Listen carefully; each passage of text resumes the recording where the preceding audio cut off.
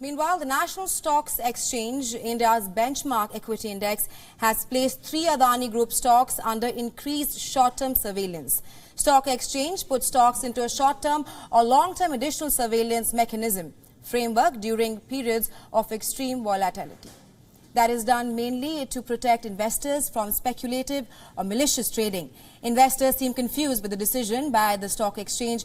That sentiment was appropriately sounded by an analyst who said, "What is the exchange knows that we don't?"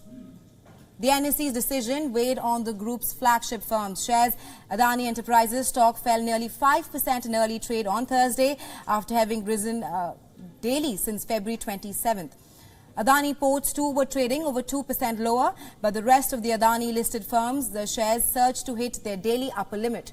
Since early last week, Adani Group stock staged a mini comeback following a market value rout of around $150 billion after Hindenburg's allegations. Adani Enterprises stock has surged over 60% since February 27th. Adani Power, Adani Green Energy and Adani Wilmar have risen by about 40% or more. Adani Ports, Adani Transmission and Adani Total Gas have climbed over 20%.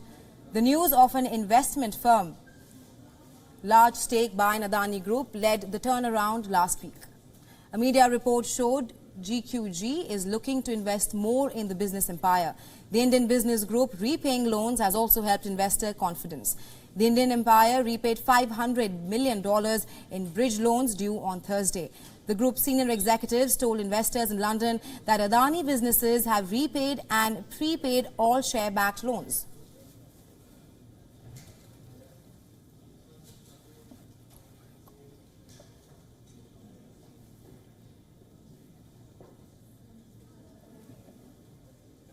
The investor meeting was part of a global roadshow launched by the Indian Empire to reassure investors that the group's finances are stable.